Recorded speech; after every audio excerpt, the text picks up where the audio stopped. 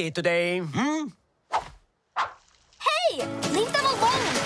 Hop on. Go start a club for losers. Hola Emma, ¿cómo estás? How are you? Muy bien, gracias. Oh my God, do you speak Spanish? Not really. Well, that you say hello with an amazing accent. Thank you. Oh my God, I love the movie. I love Giulia. It was an amazing movie. So, how was the experience for you? How was doing Luca for you? Mind-blowing. It was exciting. I'm so honored that Pixar trusted me to voice Julia. This is such like a big, I just want to say like such a big thank you. You know, I'm so grateful and I'm so honored, and it's just been such an exciting time in doing interviews, seeing the movie coming out, recording for the movie, just the whole process, the whole experience has just been incredible. And if I'm not wrong, you got to go to the premiere, correct? I did get to go to the premiere. That was really cool. It must have been special because it's one of the first red carpets that happened since the world ended last year. Yeah. So how was that for you? How was that experience? Same. It was just so exciting. This whole thing, I'm just so excited. I got to meet Marcovaldo, who voices Massimo.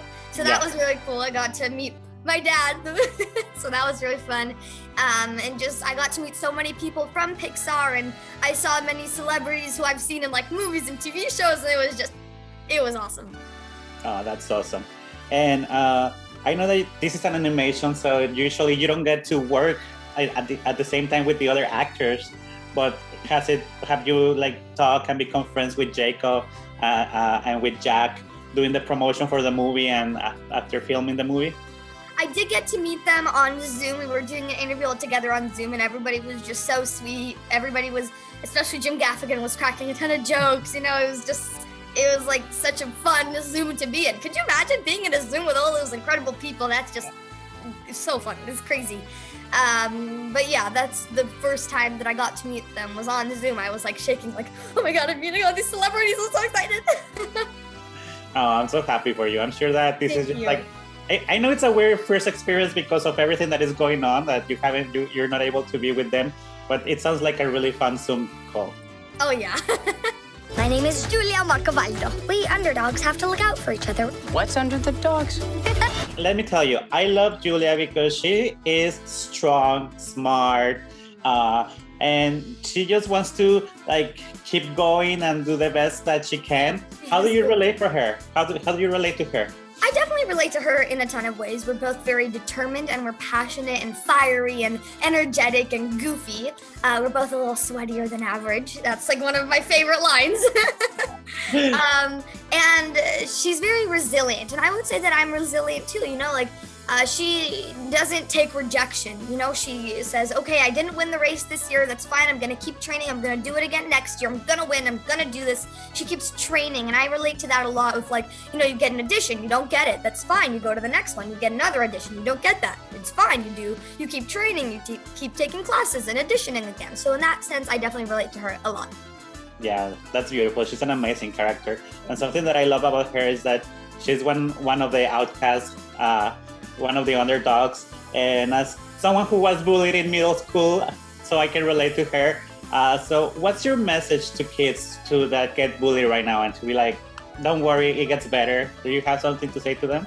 Definitely. I mean, they can totally be inspired by Giulia's story. I mean, there's Ercole, you know, but she doesn't let him get inside her head, you know, and she keeps pushes and she takes Ercole out. She's like, you know what, Ercole, no, I'm not gonna listen to you. This is not how this is gonna go. This is not what's gonna happen here, you know? So she meets Luca and Alberto. They form this underdog team together, and Ercole is like this bully that just gone now. They form this team together, and that's definitely something that I guess I would say would be helpful, you know, is finding those other underdogs that you can come together and you can be the underdog team together.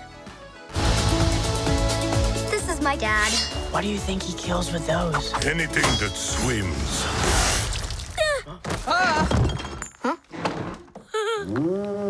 And I love the movie because at the end, we are all sea monsters, right? Like if a bully wants to bully you, they're going to find whatever they want to bully you for, like, because like you're from a different nationality, you're gay, or you are that different color. So if somebody wants to bully you, they're going to find something. You're fat, you're skinny. So I love that at the end, we're all sea monsters, and that the movie shows you that you don't have to be afraid of who you are. Definitely. I mean, we are all sea monsters. We're all weird and goofy and fun and just awesome in every single one of us in our own ways. So we're all really sea monsters. And that what Luca does is he accepts that part of himself of being this goofy, weird person. At first, sea monster.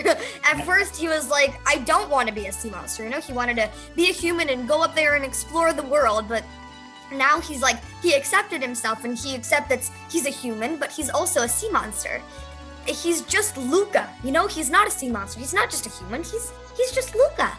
And how important is to have people like Giulia and Alberto that teach Luca that it's okay to be a sea monster. And that 100%. Yeah, it's very important, especially in childhood, you know, for like people our ages, is to find those friendships that will make you feel comfortable in yourself and make them, who will help you explore out of your comfort zones and try new things and go on fun adventures together. Because I think that's such a core thing in childhood, is to grow up with that friend that will help you. In movies, we all want like a romance story, like some romance. But I love that in this movie, it was about friendship. Oh, and when we met Giulia, like it didn't go there. It didn't become romantic. And I love that it stayed like we're all friends. Yes, exactly. I mean, they're not even like thinking about relationships at this point. They're just like trying to win the Porteroso Cup and get a Vespa and go travel the world. Your life is so much cooler than mine. There's a million things you think you can't do. All you need is a chance to try. And there's like this really important phrase in the movie that everybody keeps saying. Silencio Bruno! Silencio Bruno! Silencio Bruno. So how do you tell yourself to Silencio Bruno when you have doubts in your mind? What's your advice? Well, if I'm doing an audition, I'm like, I'm not getting this. I'm not gonna get this part. This is not for me. It's like, dude, stop. Shut up, Bruno. Silencio Bruno. You know? It's like, no, Bruno, you can't tell me what to do. I am going to get this part because I am going to try hard and I am going to keep training, you know? So it's like, goodbye, Bruno. Completely. It's like, you're already there, right? You either just go for it or just go for it. I mean, you're there. Exactly. And what was your favorite part about working as Giulia? What are you taking away from her to your next jobs and to your next auditions and to your next movies? Well, something that Enrico Casarosa, the director, taught me is he taught me really how to trust my instincts as an actor, because he would let me, sometimes we would improvise, and that was really fun. He was like, you know what, I trust you, you know, just do some improv, whatever you want, put your spin on this line, and that really like taught me to trust myself as an actor. And so it's really funny because we got to improvise with the cheeses. So Santa Pecorino, Santa Gorgonzola, that was really fun. And that's definitely something I learned, is to trust my instincts as an actor. And also I got a little more immersed in a better understanding of the Italian language and the culture.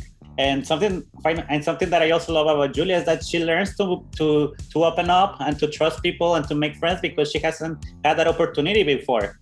Exactly. And that's amazing. It's so fun because usually she spends her school year in Genova with her mother, and then she comes for the summer with her dad Massimo in Portorosso, which is where our story is. And she everybody thinks of her as like this outsider, this weird kid who shouldn't be here, you know. And so she finds Luca and Alberto, and they're just like sea monsters, underdogs, weirdos together. And what did you learn about Italy doing the movie? Do you have to Vespas, pasta? What's your favorite thing about Italia? Well, my love of pasta definitely grew. Well, I did get to learn just like a little bit of Italian, but at least for the movie, you know, the lines that were in Italian, I got to learn that, and that was really cool. Now I can kind of carry a very, very short and small conversation in Italian. I can definitely not speak fluently, nowhere close to that. Just some words like I recognize and know from the movie. So that's really cool that I got to immerse myself in a different culture, a different language, that I got to learn a little bit more about that, because I love learning about different cultures and learning about the world. And have you been to Italy before?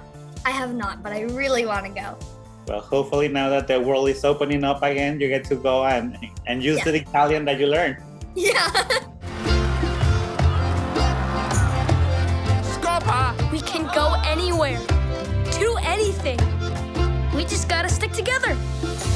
We underdogs have to look out for each other, right? Underdog. Finally, what's the message that you want people to take away from Luca? What's the ultimate message that you're like, this is, if you're gonna take something, learn this? I mean, there are just so many messages in Luca. I think that's what makes it so unique and special too, is that they're just like so many of these messages. There's Silenzio Bruno. There's also, I think, a big message is that Giulia is such a strong female lead, and I think we should inspire young girls and young women to be like Giulia, because she's resilient, she's strong, she's determined, and she's also she's herself. She just always be herself, and she's genuine and real and kind and loyal. And I think one of the definitely main messages is like taking away some of Giulia's traits. I think she's such a role model for. She's definitely my role model. Yeah. And there's Silenzio Bruno, never judging a book by its cover, because the people in Porto Rosso, they look at the sea monsters, they're like, no, you guys are scary, you guys look weird and creepy, I don't like how you look. They judge them on their looks, by their cover, but they never get to understand who the sea monsters are and see them for the kind creatures, gentle, funny creatures that they really are. And so that's definitely one of the major things, is never judging a book by its cover. Emma, thank you so much for sharing the movie with us. I'm very excited for your career. You did an amazing job. Oh, thank you so much. And I can't wait to see what comes next for you. Thank you. It's such a good time meeting you. Me too. Gracias. Adios. Adios.